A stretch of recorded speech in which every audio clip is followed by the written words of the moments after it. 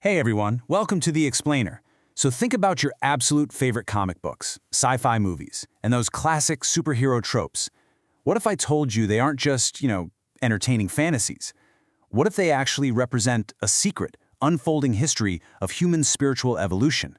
Sounds kind of crazy, right? But today, we're diving into the fascinating work of Jeffrey J. Kripal, specifically drawn from his books Mutants and Mystics and The Flip. We're going to see exactly how the modern mythology of superheroes and aliens traces a truly profound journey of the human mind.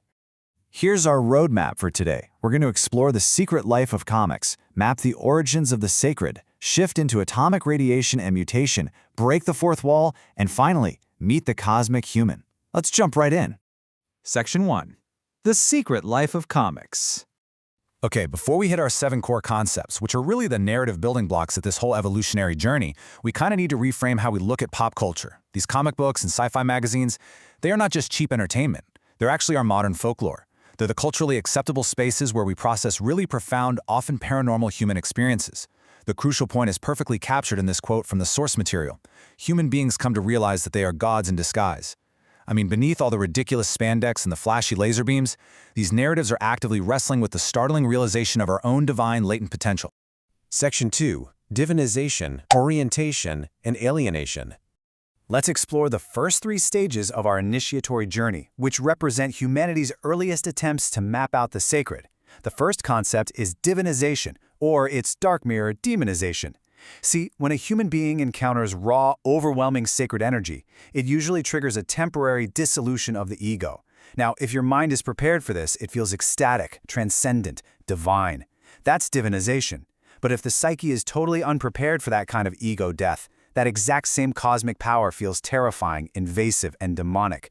The energy itself is exactly the same. The interpretation depends entirely on the vessel.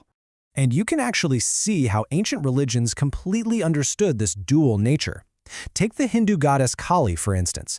She represents a really early visceral encounter with this overwhelming cosmic energy. She's destructive, she's terrifying, she literally wears a garland of heads, yet she's also deeply revered as divine, a mother figure, and a path to liberation. She perfectly embodies the awe-inspiring dual-faced nature of the sacred in its absolute rawest form. As human cultures developed, we moved to the second concept, orientation. Because, let's face it, this sacred power is overwhelmingly intense, so we naturally wanted to keep it at a safe distance.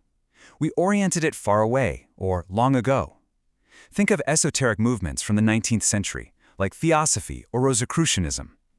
They really popularized this idea that spiritual truths and latent human powers were hidden away in distant civilizations, like Tibet, ancient Egypt, or even subterranean worlds and lost continents like Atlantis. But here's the thing. Eventually, we quite literally ran out of map. As humanity explored and colonized the entire globe, there were just no distant lands left to hide our myths in. So the theme of orientation naturally evolved into the third concept, alienation. We simply looked up to the sky. The sacred became completely other, projected out onto outer space and extraterrestrial beings. This massive psychological shift is exactly what gave birth to modern science fiction, the UFO phenomenon, and our modern idea of the alien. And you see this pop up everywhere in modern comics. Take Grant Morrison's The Invisibles. These aren't your typical little green men in flying saucers. Modern comic writers are using aliens as incredibly complex spiritual guides. Morrison actually refers to them as antibodies, basically agents meant to invade our rigid social systems and awaken humanity from its spiritual slumber. The alien is really just the supermodern mask of the ancient angel or god. Section 3. Radiation and Mutation.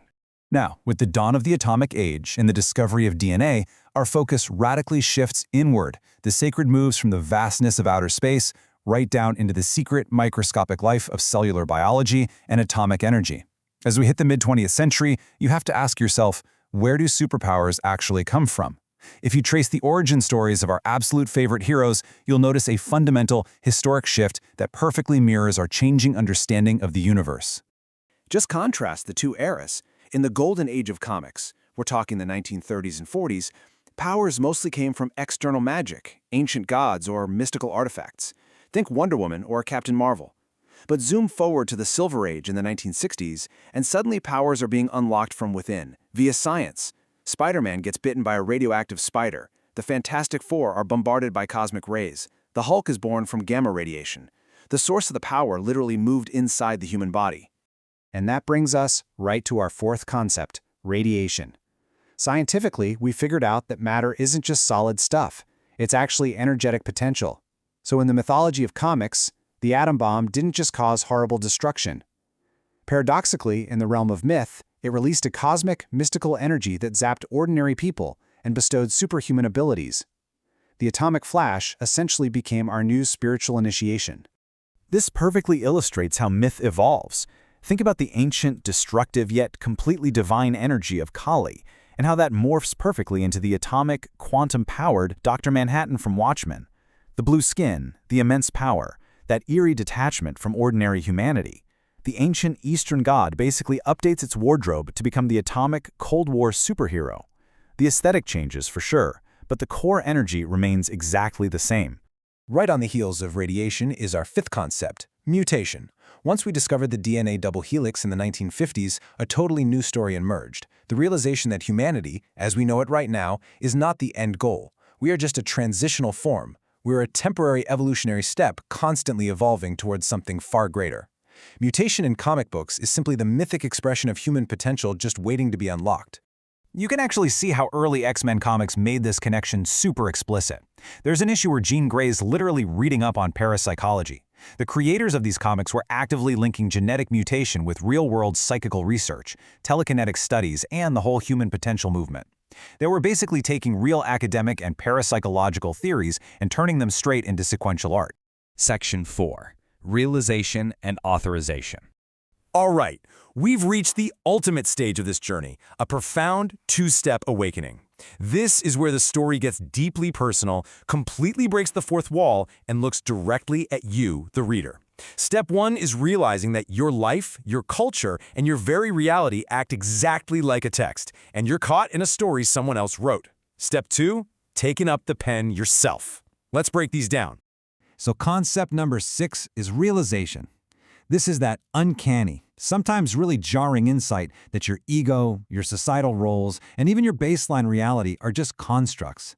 They are projections of a much deeper, broader consciousness. It's that aha moment where you wake up inside the matrix of culture and realize, wait a minute, I am being written. It is the sudden, crystal clear awareness of the illusion. Which brings us right to our seventh and final concept, authorization. If realization is waking up to the fact that you're just a character in a story, authorization is the stunning decision to actually step out of that script and become the author. It's this supermodern gnosis where we learn to manipulate the symbols of reality to write a better world. You are no longer just a passive character, you're the writer of your own consciousness. Section 5. The Cosmic Human. Let's bring all 7 of these my themes together to get to the ultimate philosophical takeaway here. What does this massive journey from divinization all the way to authorization actually mean for us right now? Well, it leads us to what Jeffrey Kripal calls the flip. The flip is this profound, life-changing shift in perspective. It's the realization that we've had it completely backward. The world is not made of mindless, dead matter that somehow accidentally produced consciousness. Nope, the flip reveals that consciousness itself is the fundamental fabric of reality, and matter is just one of its expressions. And that perfectly tees up this absolutely incredible insight. Human science works because human nature is cosmic. Just think about that for a second. The very fact that we, as biological beings, can use abstract mathematics to understand the birth of stars and the behavior of quantum particles, that proves we are intimately, fundamentally connected to the universe's deepest secrets. Matter is actually minded. We are literally the cosmos waking up and looking back at itself. So what's the big takeaway here? Why does all this matter? Well, because you aren't just a passive consumer of pop culture. And you definitely aren't some random accident of mindless physics. You carry the latent power of the universe right inside you. We've journeyed together through these stages of myth, and we have arrived at authorization. So I leave you with this final thought. Now that you know you are the author of a minded cosmos, what story will you write next? Thanks so much for joining me on this explainer, and I'll see you in the next one.